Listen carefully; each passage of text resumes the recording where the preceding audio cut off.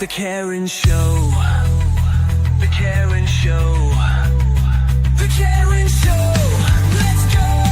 Let's go. The Karen Show.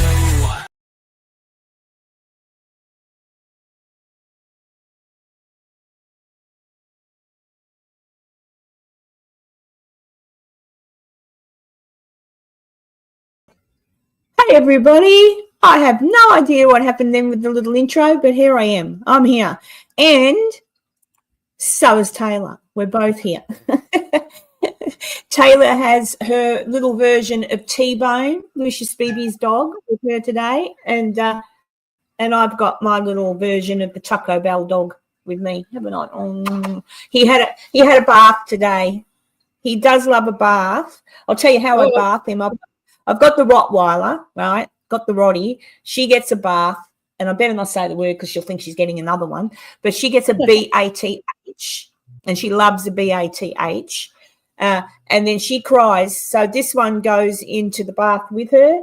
So Muffin is getting washed, and all the soap's running off. So he gets a bath too, and then he's happy. Then I've got 2 clean dogs for at least a day or 2. Thanks, Foxfire. I think they're cute too. So yeah, I'm not sure. I'll give it a few minutes and see if everybody pops in before we talk about anything too important. But yeah, National Pets Day. It's National Pets Day. It should be International Pets Day because it's Pets Day in America. I don't know if it is Pets Days in England. I'm not sure. But it's Pet Day. It's International Pets Day or National Pets Day in Australia too. So it's still Thursday night there, isn't it, Taylor? It'll be technically Pets Day tomorrow for you.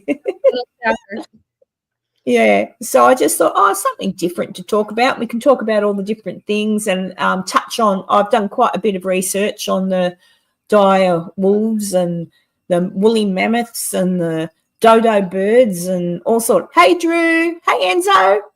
Oh, what's Enzo saying? Hang on. Oh, I think that'll work. Oh, no, it won't work if I do it that way. I forgot where I am.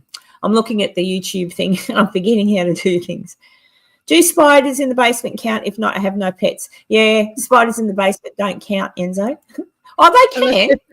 Unless they're trained spiders. Well, trained spiders, yeah. Or a tarantula. They're pretty big, aren't they? You couldn't. Yeah. Oh, they are. Hi, Kristen. Oh, Kristen. Virginia City. G'day. Hey, Kevin. Hey, Drew. Hello, Drew. Oh, dear. Yeah, I just thought, being Pets Day and everything, and everyone generally, except for obviously Enzo, everybody generally has a pet. But, brown recluse. Gross. Ooh. Hey, Jalissa. Yeah, no worries. I know it's late in America. Okay, so it's 11 o'clock where you are in Virginia City, isn't it, Taylor? I think 11 o'clock at night. And so that means that some god awful time on the other side of the country, but that's all right. Might mean that a couple of English people might pop on. No idea what time it is in England. But I just thought, look, I'll come on at 4 o'clock today and we'll talk about our little animals and talk about the dire wolves and all that sort of crap. And I made a couple of little short videos that explain things a little bit. But yeah, 2 a.m. so 2 a.m. if you're on the East Coast. So Enzo's somewhere in the middle. 6 a.m. in England. Oh, well, there you go. People just waking up to their coffee. They can have a look at pets. And Julissa, because Taylor's in Virginia City and Nevada. So there you go. But yeah, and Drew is, what is it? Oh, so you're half an hour behind me, Drew, over in Adelaide. Excellent. So everybody's around and up and at 'em and whatever. Good. So yes, so pets. I wanted to show before we do anything, because I was looking through to see what I can show people. But I found this. Has anyone ever seen? Hang on, has anyone ever seen a hedgehog get born? Hang on, it's only a short. I'll see if I can make it bigger. How do you make them bigger? I don't know. Oh, you can kind of see. You can see it all right there, can't you guys? I'll hit the play button. Watch this. So I've turned the sound off. So I don't know how a hedgehog got itself into that position, but anyway, she's obviously taken it to the vet. She's checking it out, but that's a big one. But look at them! Oh my God! And this one pops out babies, and it eats mealworms. My lizard eats mealworms, but look at that! I want one. I think I want one of maybe. But watch, it pops out its little babies in a minute. I've never seen baby hedgehogs be born. Look at that precious face. Look, pop. And look at them. And look at them in a minute. I'm like, look. Oh my God. I just thought, what the? Aren't they special? That is precious. I want one. I'm surprised you don't have a whole clan of hedgehogs. Wow. But look at that. I just thought, isn't that gorgeous? So there you go. So something nice to look at. Well, sort of. Little pinkies, yes. Like I've seen did I say hello to you, Kevin? I think I did. I've seen baby rats and everything, but baby hedgehogs, they're impressive, aren't they? So there you go. But and also I was just talking to Taylor about when I was in Virginia City the first time. So that would have been September 20. Was it 22? 22, because that's when I met you, wasn't it? I think. But I'll just show you. Hang on, I'll put it up. Wait a minute. There's no sound, so don't worry. The sound is just me being like a goose and talking anyway. Where am I? Window. This one. Share. It's thinking about it. Look, it's a horse's bottom. Hang on. But so this was when I was in Virginia City the first time, and I went down to Connie's house because I'd met Connie, where Bernadine and her little boy are, and these were the wild horses. So this is how close I got to the wild horses. Oh, it stole the carrot from me. Did you see that? Bloody wild horse. That one, Taylor, I haven't seen. I remember that the brown and white one there. It's probably got a particular name. I haven't seen that one around in a while. No, it was there that year, and I don't remember seeing it when I came back. I don't remember, but that one was beautiful. She was beautiful. That was so beautiful. I was just pretty rapt that they even let me touch them. They're obviously, even though they're wild horses, at some point they weren't. And then I remember these ones up higher. The two I was patting, I think, were Once Upon a Time pets. And if you have a look in a minute, you can't hear the sound, but Connie's over at her house and she yells out, "Watch out!" Because the other wild horses don't like me doing that because I'm giving them, they're stealing carrots from me. But you watch these lot up here and they have a go. They're coming down. Connie yells out something to me and you can't see, but they start to come down to have a go. And then, and they chased off the other ones. But hang on, where's the, I think I've still got to share the screen again. Hang on. I'm not very good at this, am I? I'll get there one day. Then Taylor will recognise this street. This is Connie's street too. Share screen. Window. There we go. Look. That was the day. This is the day. It's a video. I'll play it. But this is the day I was leaving, Taylor, and I cried. I cried. I drove past the horses and I went up. I didn't go down the main street. I went up the back street behind the roasting house. But I had a big because I didn't want to go. I didn't want to leave these precious little creatures. Look at them. They were coming to say goodbye. Yeah. And I was glad. See the one coming off to the right there? He was the boss. I haven't seen him for a while either. He was the one. Yeah, but I was so sad to see him, like sad to go, and then off I went, heading off towards the main street. But yeah, so it was very emotional. Let me see. Yes, they are amazing. Yeah, I don't know what you call horses. I just say that's a brown horse, that's a black and the only horses I actually know names of are if it's a Palomino, like Mr. Ed. I love Palominos. Palomino. That's all I know. How about the here. unicorn? Oh, there you go. Have you ever seen it since? I don't know. Oh, see, they come and go, don't they, the wild horses? Like, you'll have some come in that are the same all the time, but I think because they must head off further down the way as well. I didn't drive to America. I flew to America, Drew.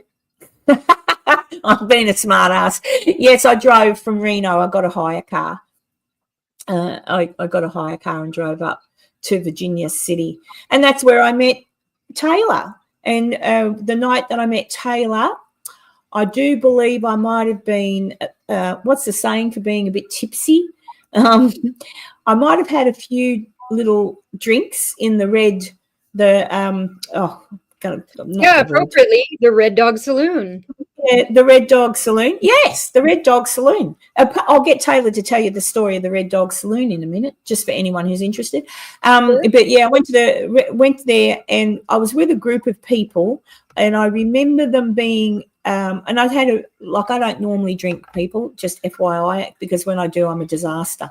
But but I was with a group of people, and some big bikers came in from California somewhere, big jackets and blah, blah.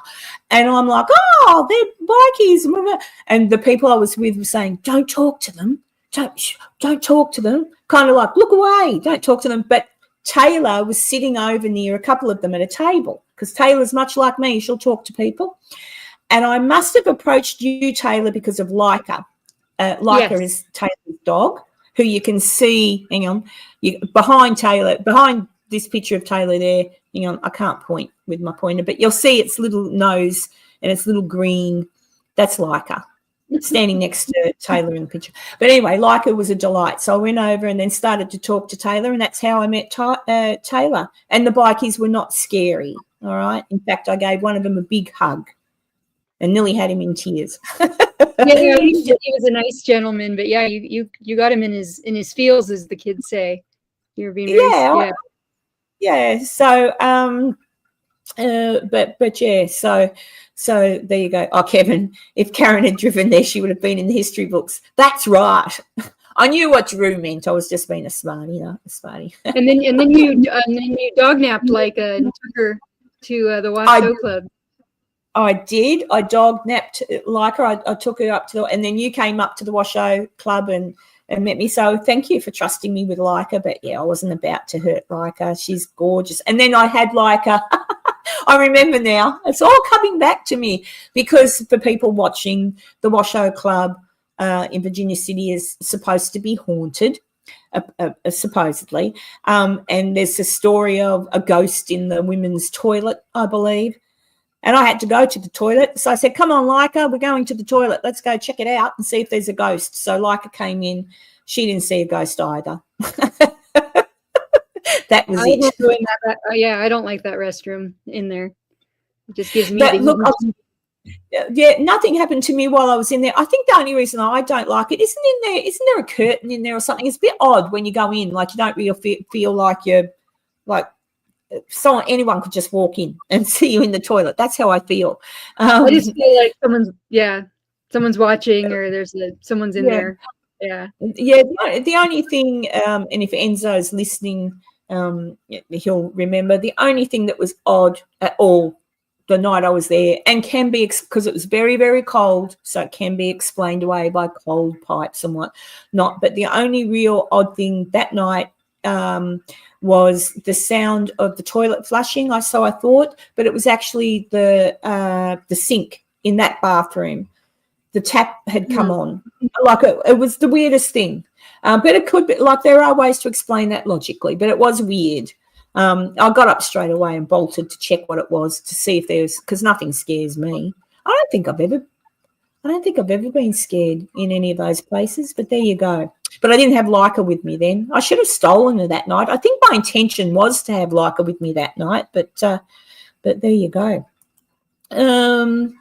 Drew asks about Leica's name. Oh yes, well, your baby. You tell him. Yes, it's Leica, Liaka. So not like the camera lens, although good guess. But she's named after the first dog in outer space. She was on the Sputnik satellite, Sputnik 2 satellite. So, and I'll just bring up a little picture of Leica, the original Leica. yeah, like the one from the 60s. You were just posting about her recently. I was talking, when I did with Enzo, when we did the, where are we, share screen. Leica. Yeah, the name Leica means barker in Russian. She was a Russian dog. And I was saying in regard to Leica, the Russian cosmonaut doggy, they picked her up on the streets in Moscow. I think she was just a stray. And obviously, took her along and fitted her out in the little capsule. And apparently she was a lovely little dog. She was a bit of a barker, like she was a talkative puppy.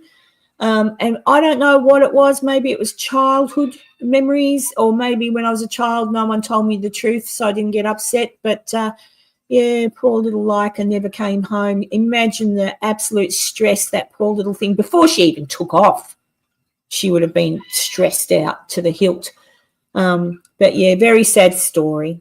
I think the capsule came back in like through the atmosphere, but quite obviously poor little Leica didn't make it. So, yes, but that's who the beautiful Leica is named after. So there you go. But, hey, Heather. Hi, Heather. So that's where Leica comes from. But, so I guess it was actually Taylor who sort of said, hey, we should talk about the dire wolf. And I had seen that, but before I kind of realised the dire wolf was a thing, it was the woolly mammoth mice that I'd seen. I've got pictures of them later in one of my little presentations. But the dire wolves, amazing. I was watching Joe Rogan talk to the guy from, what are they called? Colossal, yeah. Yeah, Colossal Laboratories. I was watching that. I'll just share that because I've got the page up. Share screen, share a tab. There it is. So, I was watching him. He was talking to Joe Rogan, but he was talking about everything they do there. So they do have a web page for anyone who's really interested in this stuff. You can go to, it's colossal.com. And they tell you everything that they're doing. But, I was pretty interested. I put together a few little bits and bobs to look at. But so, they're working on the woolly mammoth. They think that's probably about 8 years away till they finish. Tassie Tiger, about 3 years away till they finish. And, of course, the Dodo is about 8 years away, I believe. And then you have the dire wolf, which is already here. There's a few people sort of say, the dire wolf, it's not really a dire wolf. And I'm thinking, well, of course it's bloody not really a dire wolf because it's DNA, that's been, what do you want? It's not, you can't, they've got the DNA, but I did make a little, hang on, I'll play my little video and you can watch my little video since I put time into my little videos. And did you watch it, Taylor, when I sent it to you? I sent it to you. He had I'm going to talk about the Tassie Tiger in a minute too, Drew. But this is a little thing I put together. It was kind of like just basically kind of like how did they do it? Yeah. In a nutshell. But here you go. This is how they did it in a nutshell. If it'll play. DNA was extracted from two dire wolf fossils, a tooth from Sheridan Pit, Ohio, and an inner ear bone from American Falls, Idaho. They were both used to modify the DNA of a gray wolf. Once modified, the embryos were implanted into surrogates that gave birth to the pups. Then, voila, babies.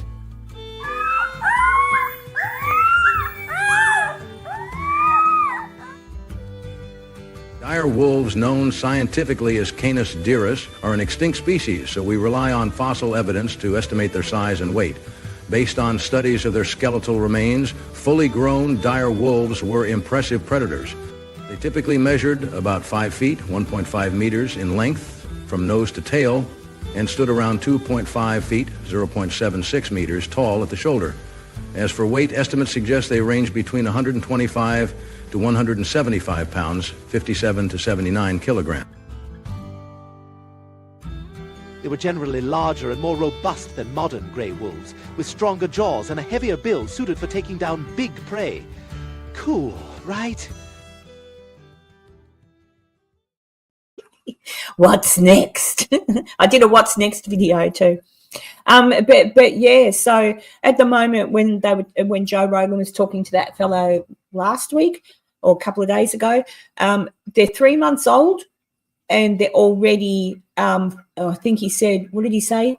37 pounds, or hang on, did he say 37 pounds? Yeah, but like huge, like big. So as big as my muffin, just about as big as my fully grown 3 months. The thing I think that worries me most with the dire wolves is I was watching Joe Rogan and it got to a point where the guy, can't think of his name for the minute, was saying what their goal is with everything. And I remembered a scene in Jurassic Park, the first movie, where they were talking about the goal of Jurassic Park to basically bring all these animals back without the ability to populate, but bring them all back and let them live and be happy wherever they are, you know. And that is almost exactly what this guy was saying. And then he said North America is where the dire wolves are currently, and obviously a non-disclosed location, but they're on, it was massive, the amount of land they're on. I can't remember what he said now, but 2,000 or 2,000 something. And he said the aim is obviously to let them live and prosper. And at the moment they're still feeding them. So they still go in and feed the animals, give them their food, give them things to play with like antlers, deer antlers, antelope antlers, that sort of thing. But I'm thinking if they're going to get that big, like 175 pounds, I mean, how big is a brown bear? Like, or a black bear? A black bear cub would be about that, wouldn't it? Or a bit bigger? Like, that's massive. So I hope they behave themselves because, yeah, you're bringing back something that used to hunt buffalo. Like, it's a big, big puppy. But we'll see what happens. It's a big puppy. Floating out. I've seen it pop up on Facebook a few times. It shows, you know, your average wolf, the gray wolf, you know, etc., and how big they are, and they're huge compared to humans.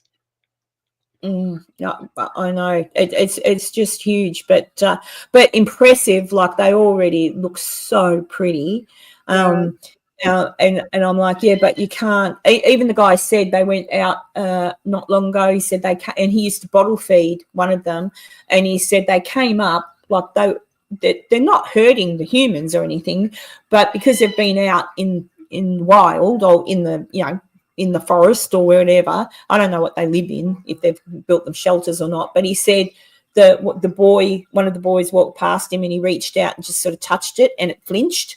And he said, yeah, I thought, yeah, I'm not going to do that again. Like he said, I'm not going to touch it again. And I thought, yeah, I wouldn't, because they haven't kept them. I'm like, you know, you don't know. Should they have kept them kind of in close vicinity to humans for a while to make sure that when they go out into the wild, they don't see humans as prey?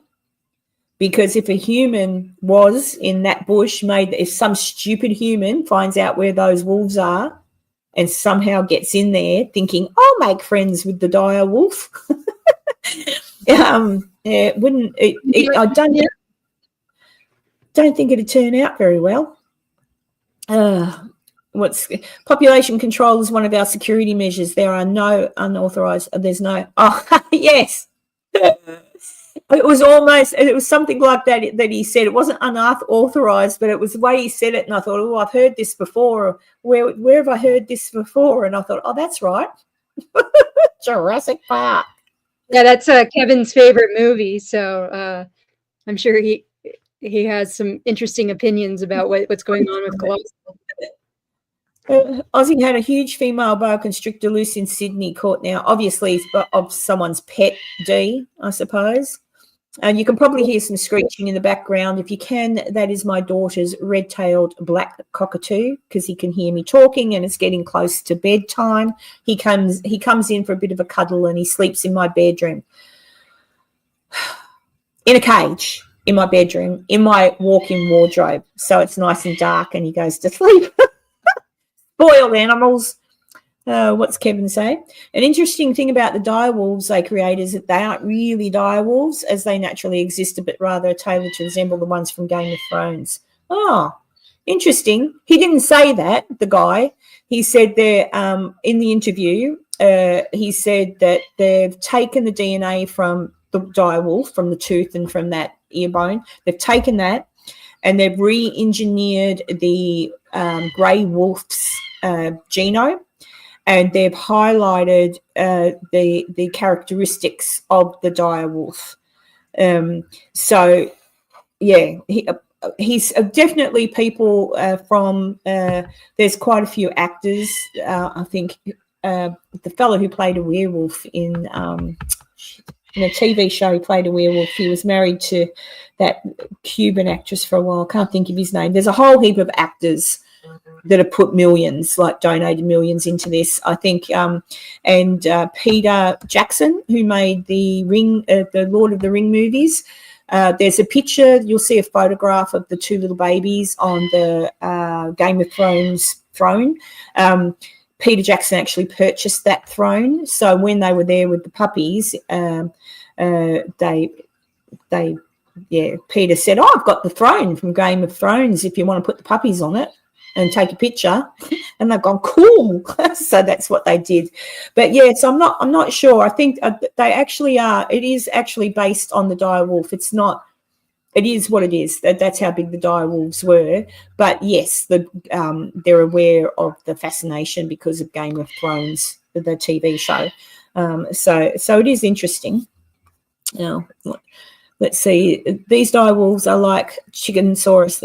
Do you know what? I was going to try and find my Chickenosaurus email because Jack Horner and I were in contact years ago when I did my nursing. I wrote to him and he helped me with an assignment for my nursing school. Would you believe that? Right? It's true. Oh, wow. It's true. Yeah, I did a presentation on Chickenosaurus, and I wrote to Jack and I said, "Hey, Jack, I'm doing a presentation at nursing school. Absolutely, like I have to do a presentation and I want to give a talk. Can you help me out with the Chickenosaurus?" And he sent me some articles and he told me what the plan was with Chickenosaurus. So it's interesting. I'm wondering, I don't still have my presentation, otherwise I'd pull it up. But basically what it was, they were taking chicken embryos and playing with the DNA so that trying to stop, because what happens is when the chicken's an embryo and it starts to develop, it has a tail, it has little hands, like a raptor. I think it's a raptor. Yeah, like a raptor. It's got little hands. It's got a tail, and the beak develops later. So it's kind of like a mini dinosaur, and that's where chicken comes from, like chicken, birds, whatever. So what they were trying to do was break down the sequence, the genome sequence, extract everything that would make it turn into a chicken, because as it gets bigger, the tail gets reabsorbed by the chicken fetus, as does the mouth structure. And the hands turn into wings, but it's hands. So they were trying to do that, and that was crikey. When did that's a long time ago. But it's interesting. I wonder why. Why that could be something. Maybe they already have. He did say they had a few breakthroughs in Chickenosaurus, but didn't quite get there. But that was. When did I do that? That was such a long time ago. But yeah, I thought that was pretty awesome. And for those that also don't know, Dr. Jack Horner, that's Sam Neill's character in Jurassic Park is based on him, and he actually was. He was actually a what's the word I'm looking for? Where they go along to the movies and give you information. A consultant. A what? What did you Consultant. say? Consultant, thank you. Yeah, he was a consultant on the first movie. So Sam Neill based his outfit on Jack. So yeah, and yes, Kevin, you are correct. And so that's what they've done. So they've basically activated by adding the DNA from the dire wolf in with the grey wolf. They're able to edit. It was the word he used, edit the genome sequence to make sure that the dire wolf characteristics come through. So there's a few different scientists that poo-poo it. One of them is actually from Melbourne University here in Australia, who sort of go, yeah, it's not really a dire wolf. Well, like I said before, well, obviously it's not because they're extinct, but it's definitely the DNA from the dire wolf being used in, what are you going to do? Same when they bring back our, they've got DNA from, which I'll show you in a minute. They do have DNA from our Tasmanian tiger, but that's because they had fetuses of the Tassie tigers, thylacines. So they had the fetuses, so they were able to extract full DNA. But the problem is, to make a baby from the DNA, you need to make, you've got to do something. So I'll show you. Where's my little thing? I'll probably talk over it though, because I didn't put any words to it. So we'll see.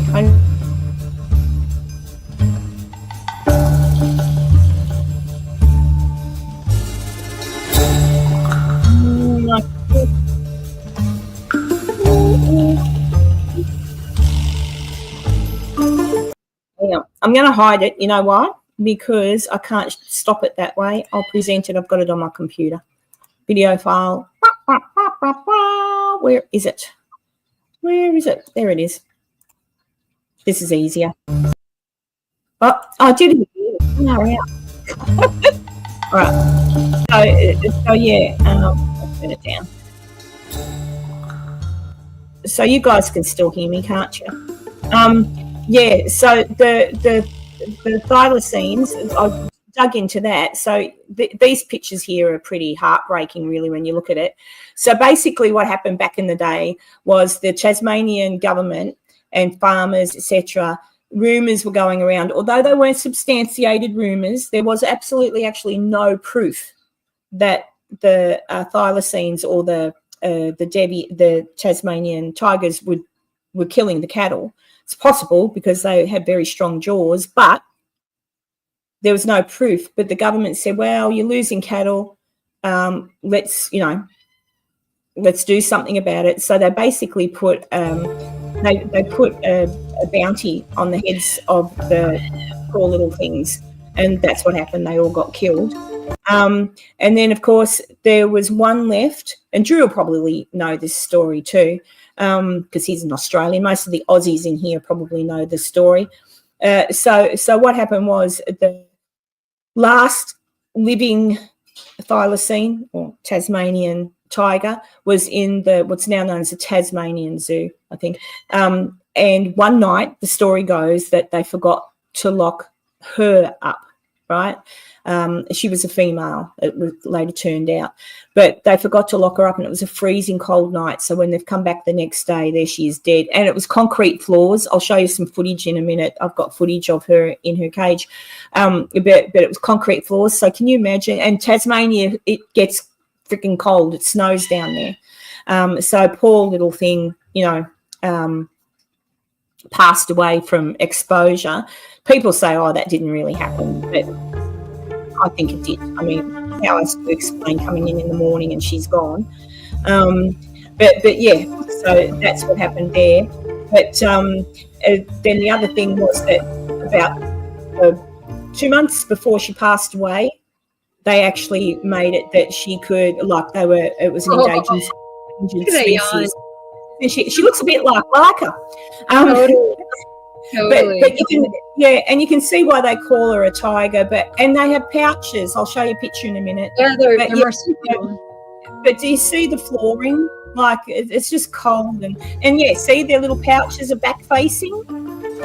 So unlike the kangaroos, which is the other way around, so that they think the reason for that would be because they've got a suspicion that the Tassie tigers burrowed forward when they're where they lived, where they're in habitat, and that would have been obviously to protect the baby.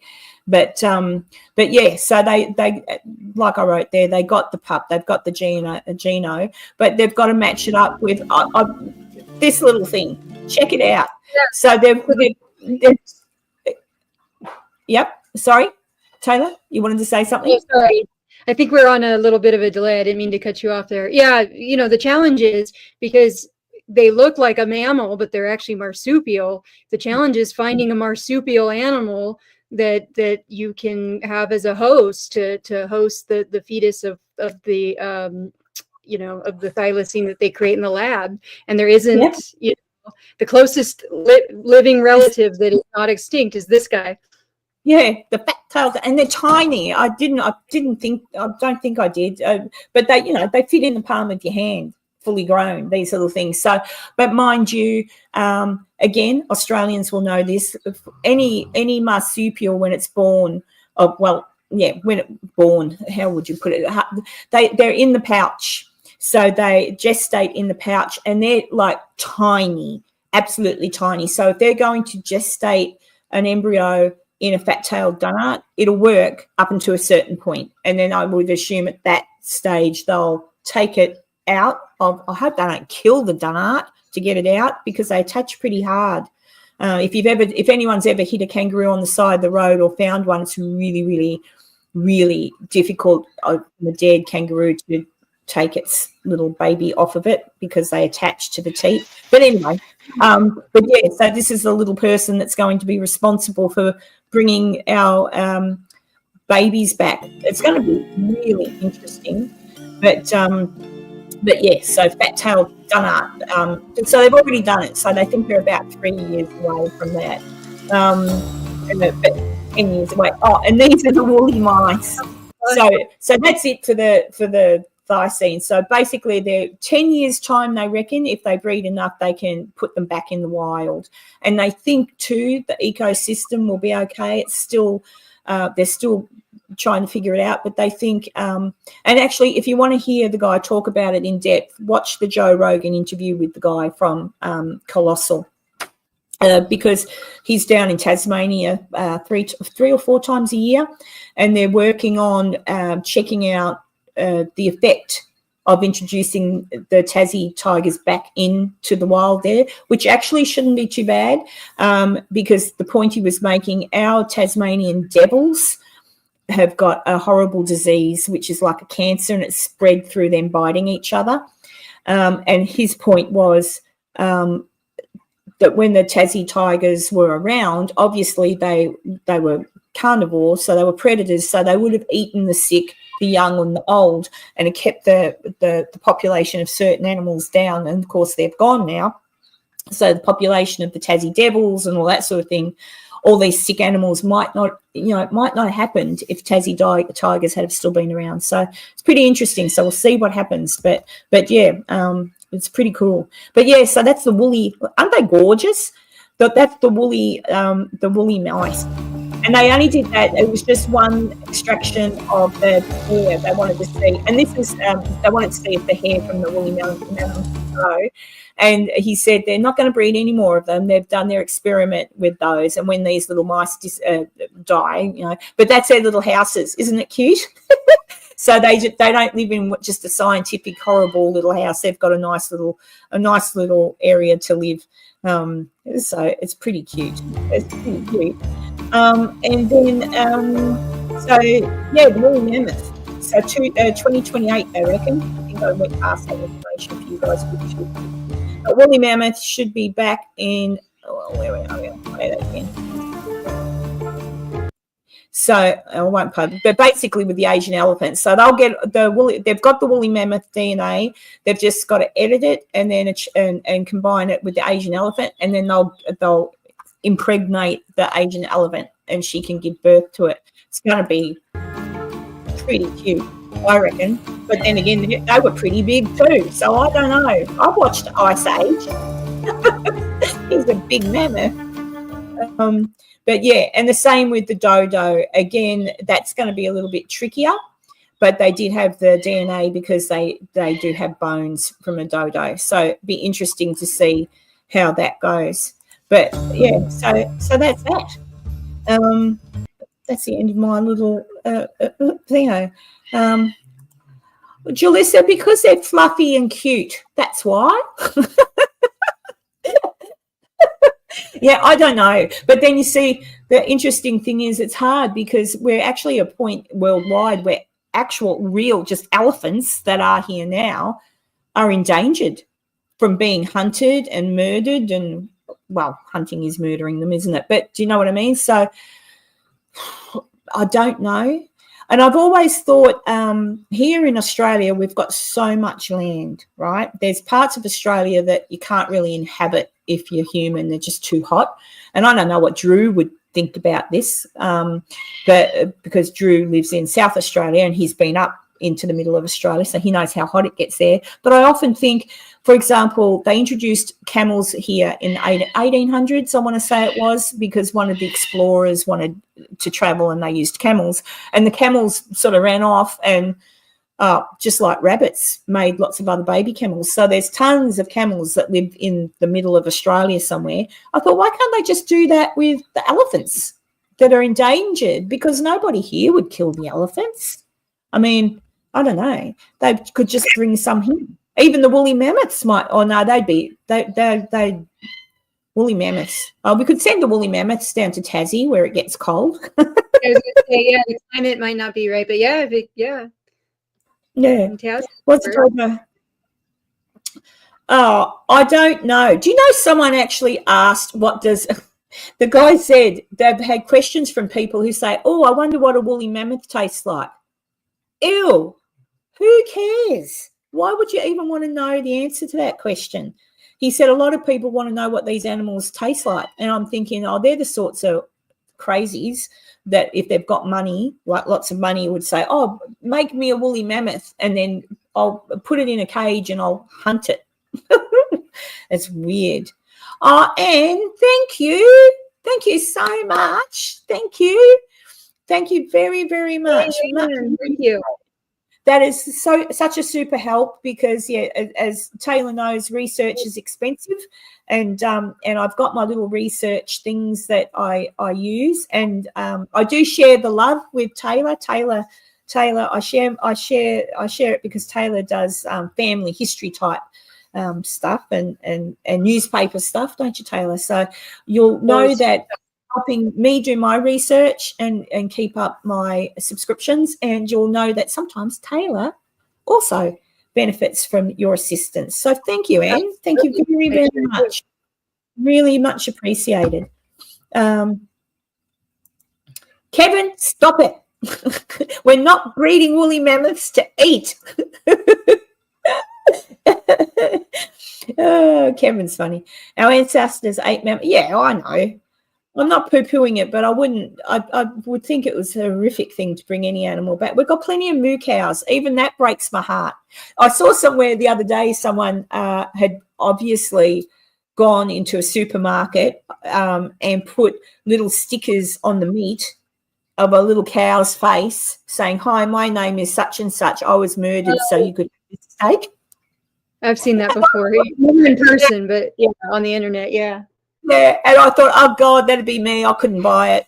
I don't know about anyone else, but I know that I could not raise meat, like raise an animal and kill it and eat it. I would feel disgusting.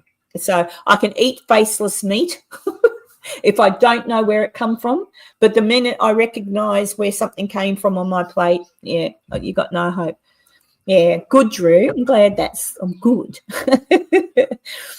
But yeah, so that's my favorite food is seafood of pretty much all flavors. I love seafood. Anyone who knows me, my nickname is Sushi because I was eating seafood and sushi when I was 2 years old. But I recently started watching a YouTube channel of a guy who got a pet lobster. He went to the grocery store and picked a live lobster out of the tank, and instead of taking it home to cook it, he put him in an aquarium. Yeah. And the YouTube channel, his name's Leon the Lobster. Some of you may have known about him. He's got lots of followers. But ever since watching that show, I can't eat lobster anymore. I haven't eaten lobster because I just think about Leon. So I understand. It's funny, isn't it? I had look at these boys, and you're just as bad, Kristen, egging them on. Actually, that's not a saying in America, is it? Egging them on. It is, Egging yeah. them on. Is it? Oh, there you go. There you go. I went to a restaurant once and ordered, because I love prawns. Prawns. What do you call them? Not prawns. Yeah. You call them shrimp. I love it. But I went to a restaurant and ordered garlic prawns. Right. Well, out comes some garlic prawns on a bed of rice with like some kind of creamy sauce. Out they come, but they were prawns like big in their shell prawns, and I'm like, with their eyes, and they're like, if they moved, I wouldn't have been surprised because they look like.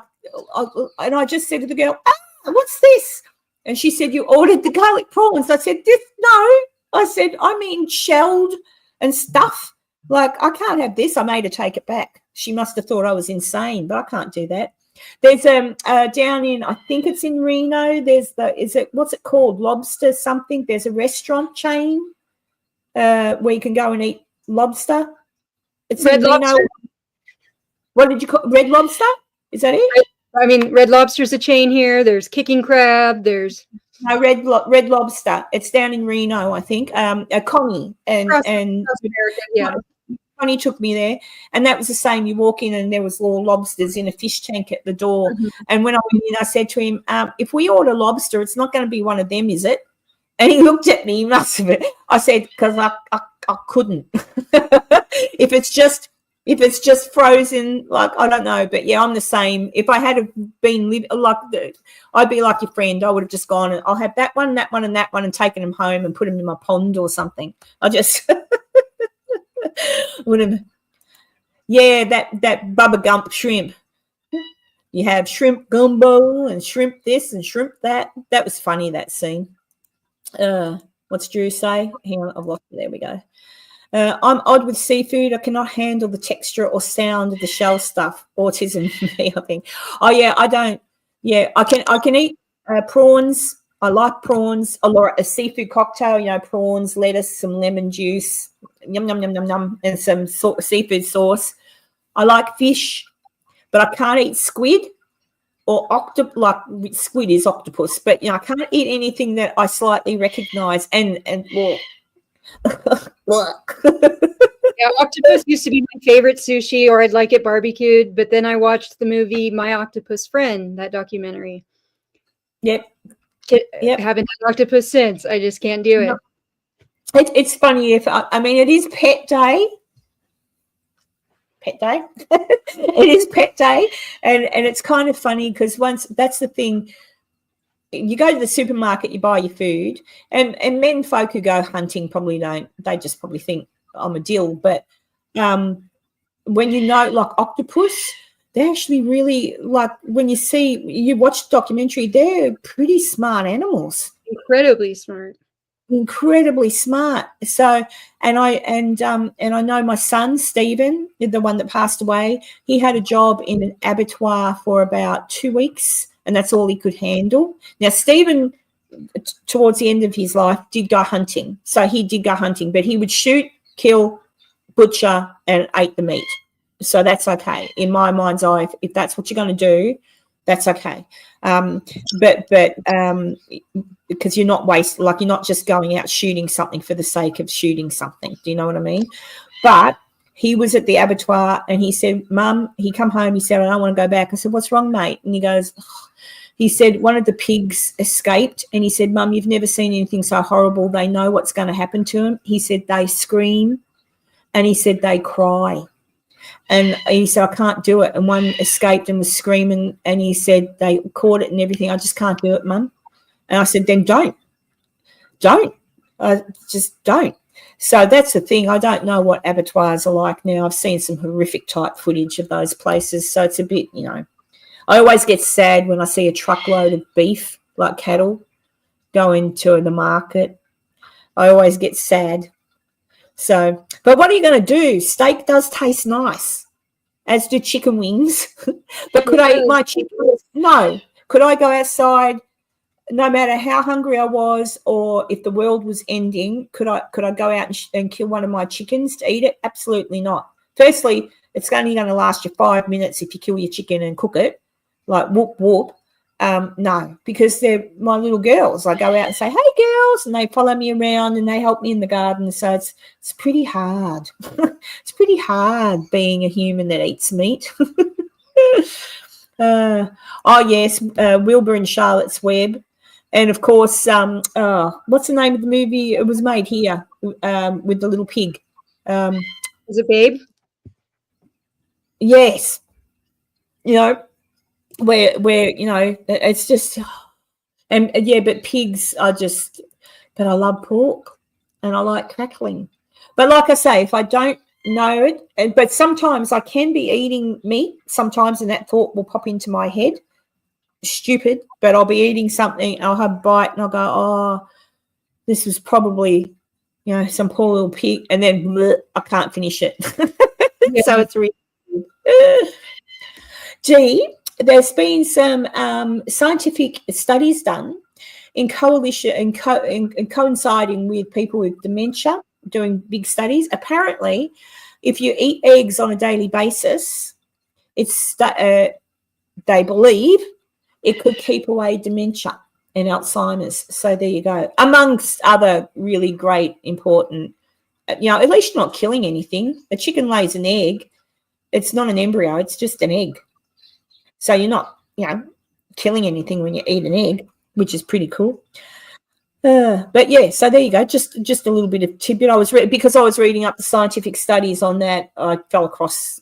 I go down rabbit holes. But yeah, they're doing a study on people's diet. It come about through doing people's diets. They studied people, ask them, what do you eat? What's your main diet? Blah, blah, blah. Then they started to introduce different things, and they just noted that people who ate 2 or more eggs a day didn't seem to develop Alzheimer's, even though, they were in an area, like genetically speaking, they could have. But there you go. There you go. Lamb stinks when it's cooked. Ew. I like a roast lamb too, but yeah, it does have a smell. It does. Lamb smells funny. Oh, what's Drew talking about? Ever had bollet? What's bollet? Please tell me it's not dog. Don't they eat dog in the Philippines? I know they do in China. I'm not sure where else they eat. I know. That anyway, it's National Pet Day. Let's not talk about eating dogs. So I've got a segue here, talking about food and dogs. So if I may. Yes, you may. T-Bone Towser, his name is T-Bone, but originally, so he was the dog of Lucius Beebe and Charles Clegg, and if you've been on here before when I've been talking, you know who Lucius Beebe and Charles Clegg are, but just in case you're watching for the first time, Lucius Beebe and Charles Clegg were some fairly interesting fellows who lived here in Virginia City, Nevada, as well as New York City and San Francisco. So there's Lucius right there, and they were one of the first openly gay celebrities, as well as award-winning writers and a whole host of things. But they had a dog who was almost as famous as them, named Mr. T-Bone Towser, and so his actual name was actually just Towser when they got him, and they got him from Washington State, and he was sent by plane to Virginia City, Nevada, where I live, and where they lived in the 1950s. He was a Christmas present. He came there in style.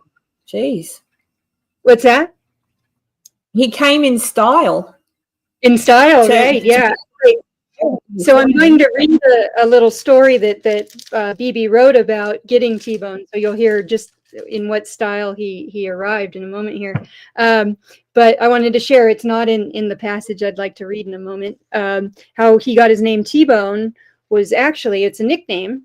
So he was named Towser because in the early 1900s, there was a series of books about a dog named Towser.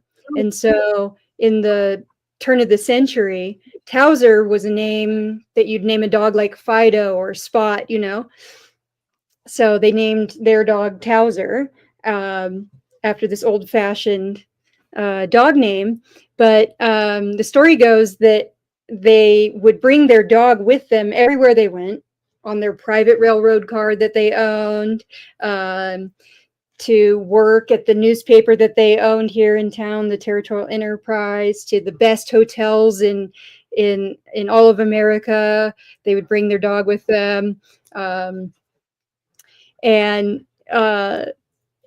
one of the places they would take was a restaurant here. And I've heard two different restaurants named as the source of this, but one of them is possibly the Comstock House. There he is. There's a T-Bone riding in the back of BB's. I think that's his T-Bird. I know BB got a T-Bird every other year. Is that St. Mary's Church? That's St. Mary's on the right there. So there you go. Yep, that would be possibly D or E Street. Where they're sitting there, yeah. But T-Bone was a big boy riding around and everywhere. And so anyway, so they went to a restaurant here in Virginia City, and they would have the dog just lie on the floor next to them while they ate, and they would order him his own T-bone steak. So that's how he got the name T-Bone Towser as a nickname, T-Bone, and it stuck. Yeah, he was a big boy. That's Julissa. Yeah, he'd be. I think there's another. Wasn't there? I'd say he'd have to be the most famous Virginia city doggy. But wasn't there? There was another dog we spoke about that was famous in. I'm sure Virginia City. Wasn't he on? Oh, like a little terrier. Oh, Jerry, that's a good story. Yes, Jerry. Let me see if I can find a picture of Jerry. You tell the story, I'll find a picture. Oh, yeah, that one's on my blog. I wrote the story of Jerry, if you wanted to pop over there real quick. Yeah, Jerry the talking dog. That's pretty cool. So Jerry ended up living the last couple years of his life in Virginia City, Nevada, but he was not born here. I think they started on the East Coast. It was a couple of years I wrote that. So is that in Substack? Yeah, it was on my Substack, right? Yeah, Jerry the talking dog. But Jerry was in the talking dog was in like what Lifetime magazine, traveled around America in the 1940s, and apparently, and I've heard on good authority from someone who witnessed it firsthand that Jerry indeed spoke English. They called it doggerel English. Oh, that's right. Peter, yes, Peter. Yep. So was it like Scooby-Doo, do you think? Like talked like Scooby-Doo? Like, Peter says no, he said he spoke clear English. I love you and things like that. Just clear as day is according to Peter. And that's Peter, I know two people. Peter would not tell fibs. Nope. So if Peter heard the dog talk, he heard it talk. And so that's Jerry there. And this is my Substack here where I write about odd and interesting and true stories of Virginia City's history. And so this is Brian here, the man that you see next to Jerry, and that was his owner. And yeah, they traveled around the country in the 40s and became sort of sideshow style famous because Jerry could speak. And there were comics made after him. He was in Time and Life magazine. people from Hollywood were trying to get Jerry his own TV show, things like that. And they ended up in Virginia City for one reason or another, because all roads lead to Virginia City, as I say. And actually rented a building from Peter's mother, a storefront from Peter's mom in the 1940s. And you could pay, I think it says for sure in the article, something like a nickel or a quarter or something like that, and come in and see the dog talk.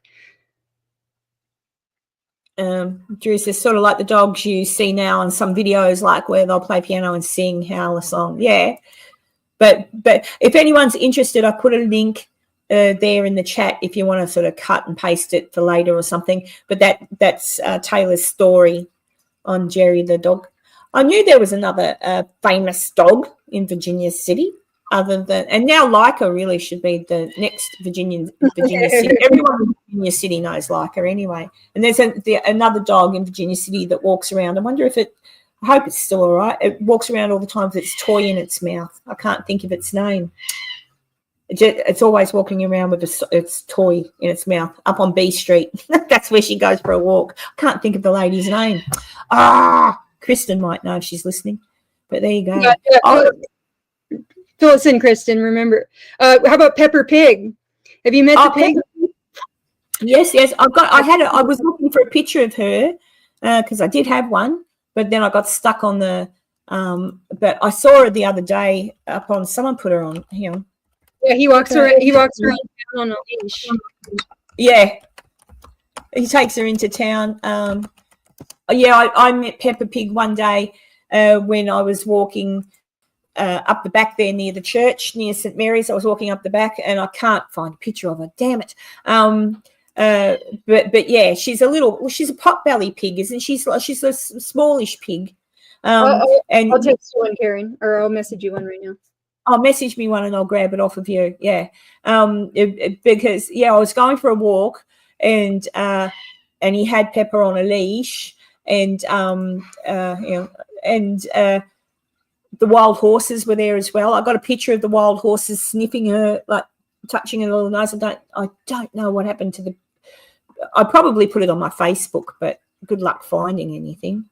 I'll have a look. Let me see if I can find it because I know I put a picture of it up because I thought how cute it was. It's just a matter of where the hell did I put the picture. You know what it's like when you put things on Facebook, you could be looking forever. But photos, albums, come on, Peppa Pig. Because I was very proud of the picture that I took of her and the wild horses. I've got so many pictures of bloody, there's that, come on, I must be getting closer. Oh, there's the horses. Surely I'll put the Peppa Pig picture in here.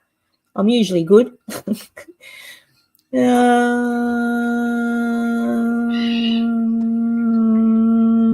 looking and I haven't put it up here. Damn it. I'll find it later and I'll just put a little post up. But yeah, Peppa Pig, she's awesome. She's so cute. But yeah, you can stop and pat her. And Virginia City is very animal friendly.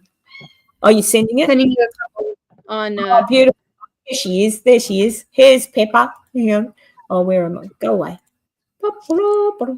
Get stop screen and share screen and window and there she is. Ta-da! There she is. She is so cute. And she is so cute. She's just but yeah, very cute. But yeah, the picture I took was the wild horses. He was still holding her on the lead, but the wild horses walked right up and touched noses with her and was smelling her, probably trying to work out, what the hell are you? But they didn't hurt her. They were friendly. But there you go. The wild horses are friendly, really, sort of. If they don't want anything to do with you, they walk away. Yes, there's a lot to see in Virginia City, and there's a lot of cuteness in Virginia City. Everybody on the weekends when people come into town, because they know it's pet friendly there as well, you often see people bring their cats in strollers. Like I've seen that multiple times. That people with strollers. I brought my cat when I was before I moved here, just as a visitor. I brought my cat when he was 2 months old on a leash, and he walked around my shoulder everywhere.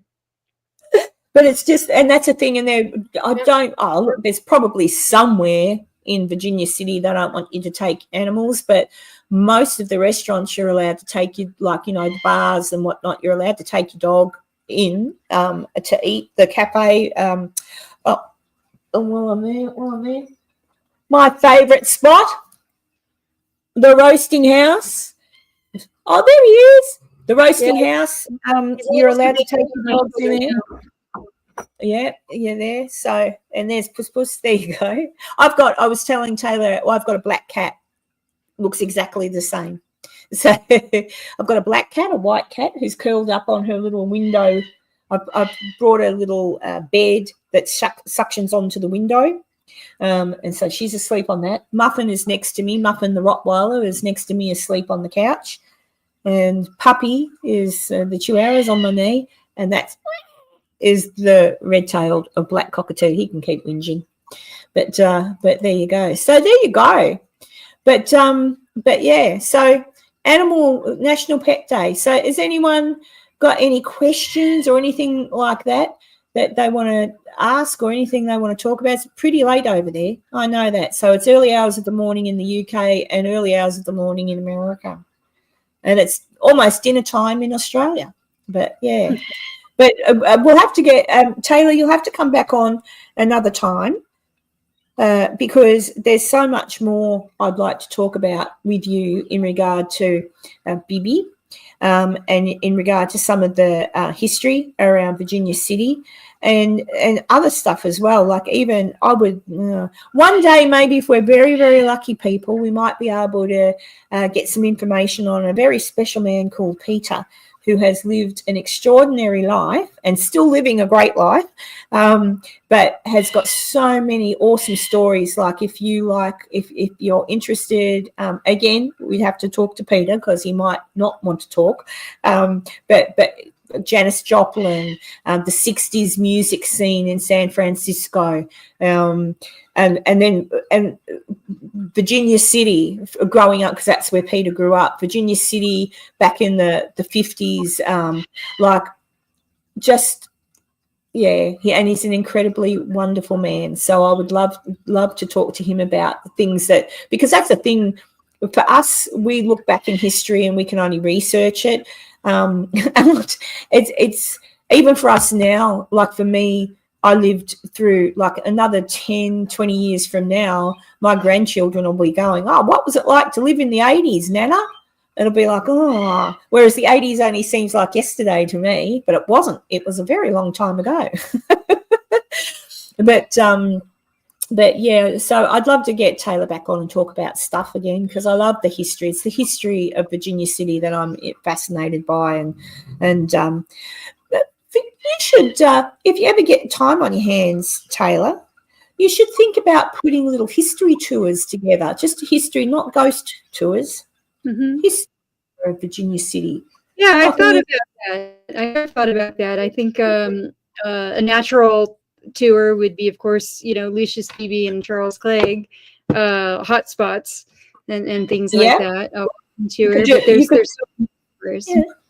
You could do a little broadcast, just a business idea.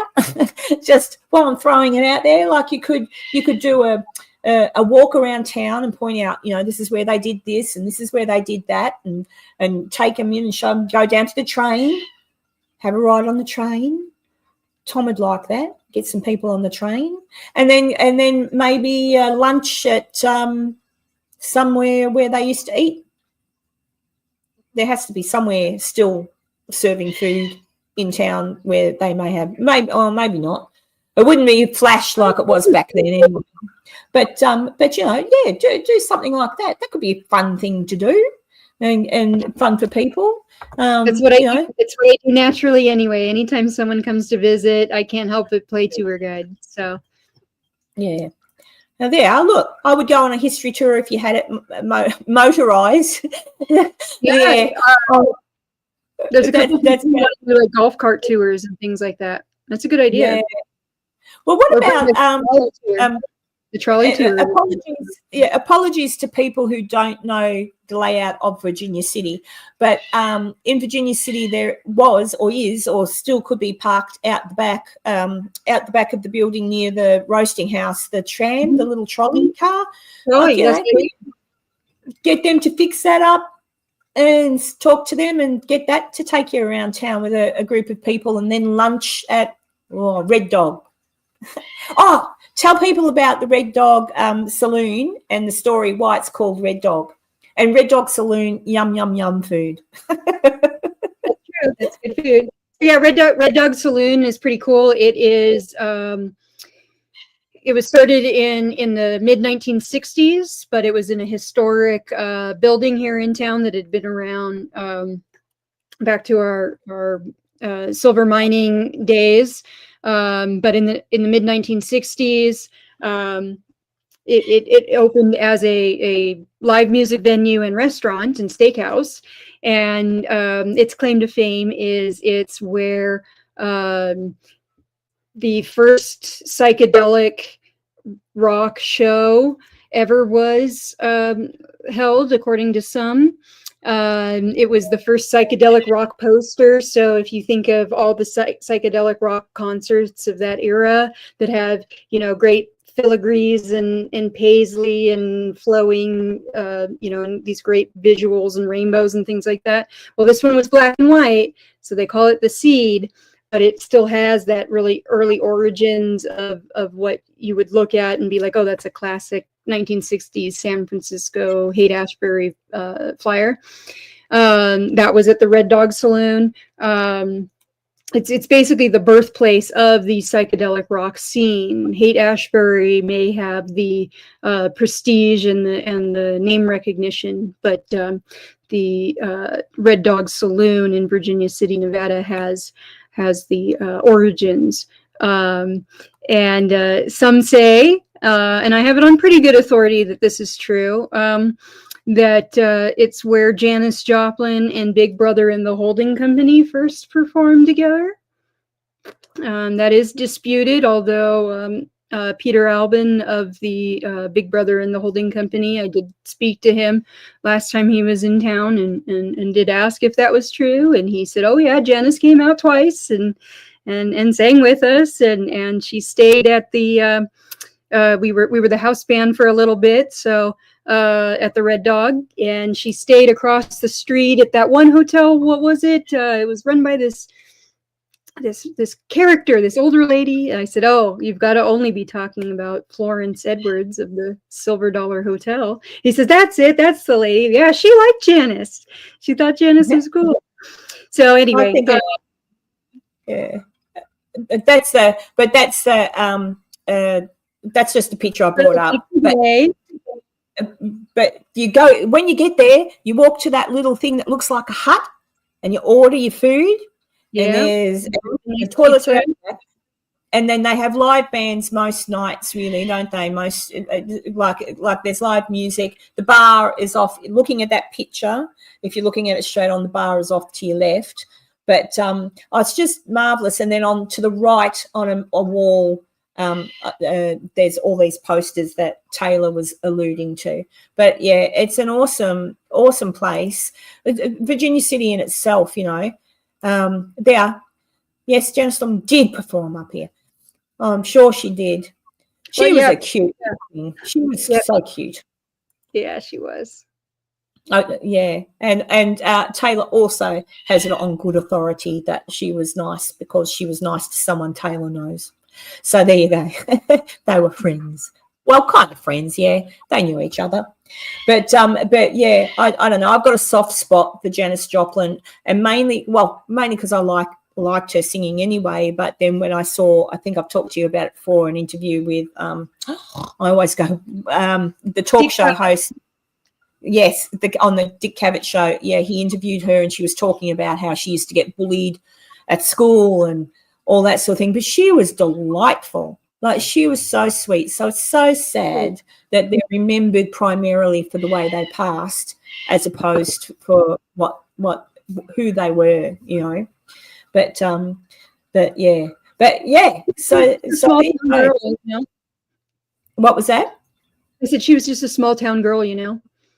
Yeah, she was, and she was, yeah. But on that interview, she talks about school reunion or something, and I don't know that she went to it because I can't quite remember. I must pull it up and watch it again tonight. But she mentioned something coming up, right? And I think they laugh about what it's going to be like. I think. Yeah, that's what it is. But what was that? Drew's Adventures, 27 Forever Club, like Cobain. Yeah, yeah. Yeah, but there you go. So anybody watching this that is not from Virginia City, Nevada, who does love their animals and loves animals, if you go to Virginia City, Nevada, you are bound to see a wild horse somewhere. You may see lots of doggies in the street. You might even be lucky enough to see Taylor with Leica in the street. And if you do, you have to say hello. But also, the just in general, Virginia City is a very animal friendly town. I think so. It's a very friendly town, and it's worth a visit. I think. But I don't know. But yeah, just don't feed the wild horses because you're not allowed to.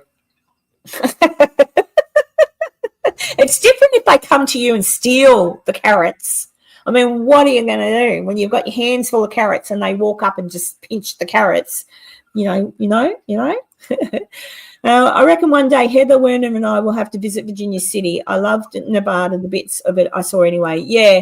Yeah, Nevada. I must admit, I'm not a fan of Reno per se, but because I'm not a big city person, I don't like it. But having said that, Carson City is really nice. I really like Carson City, especially parts of it which Taylor will appreciate. There's Carson City is another really old place, and but I love Virginia City. I love Virginia City very much. Yes, I'll get back there. He loves you. Can't wait till you come back.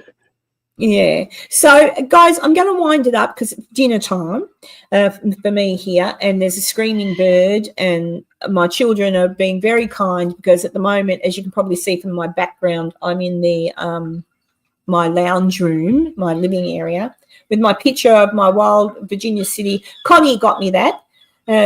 Connie Smith got me that picture when I was in Virginia City of wild horses.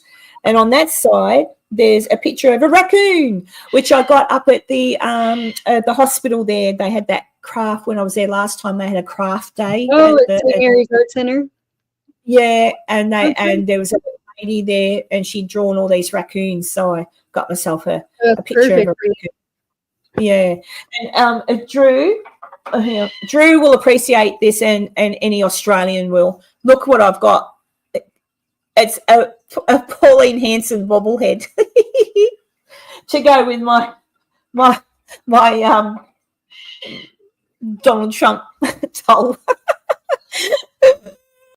But there you go. So I added that to my collection yesterday. Their anteaters look amazing. Anteaters? What anteaters? Did I miss something? I got an anteater wrapped its little tongue around my finger once when I was at the zoo. Really? The days when you could go to the zoo and there wasn't really a barrier. And I remember there was an anteater up against the thing, and I wanted to touch its nose, but when I touched its little funny nose, it stuck its tongue out and wrapped its tongue around my finger. It didn't hurt. Did it feel like a cap where it kind of felt like sandpaper, or was it smooth? Kind of sandpaperish. Yeah, and it just held on. I didn't want to pull because I didn't want to hurt it, and then it just obviously it realised, oh, you're not. I can't eat you, and it let me go. What's me and Cocktail Sierra? I hope you both have a good day and night. In Taylor's case, that's right, and you should get to sleep too, young lady. Yeah. So you two should catch up and have a cup of tea or coffee or something in town. You should both go to the roasting house for me. Go to the roasting house, meet up, have a coffee at the roasting house, and tell Mandy and Robert. Robert's a good cook. I'm assuming he's still cooking at the roasting house, and tell him I miss them, and have a scone on me, except, well, not really because I'm not there to pay for it, but you know what I mean. In your honor. Yeah, that sounds like a great idea. Yeah, Kristen. One last question from Dee. Any anteaters are in the USA, not as cute as raccoons. And have you seen one of those, Karen? A raccoon, not a live one. No, I've only met oh God, what's his name? Gary the raccoon. That's right. Gary the raccoon. On St. Patrick's Day, he was going up and down Main Street in the town. bike, on the in the basket on the penny farthing bike. Yeah. I tell you, people, you don't know what you're missing out. One day, if you can get there, go to Virginia City. If you like that kind of small town, friendly atmosphere, where everyone says hello, and they do. It's a lovely town, unless it's just me that they make feel at home, but I don't think so. It's a wonderful place to go. So if you get to go there, go there. And I just want to say thanks to everybody for popping in, especially at this strange hour. Oh, hello, Erwin. I'm just about to leave. It's dinner time for me here, Erwin, 5:20 in the afternoon. But so far as Taylor is concerned, it would be just after 1 or 12. 12? Yeah, 12. Yeah, there you go. And for you, it must be breakfast time, I think. But yeah, look, thank you for all popping in. I will be around on Saturday night, Sunday for me with Enzo. Well, I think so. I haven't double checked with him, but usually. And Taylor will be back, no doubt, to talk to us. And thank you so much for watching. And I'll talk to you all another day, and enjoy your pets because it is National Pet Day. So be nice to them. Go hug and love and kiss and give your pets lots of treats.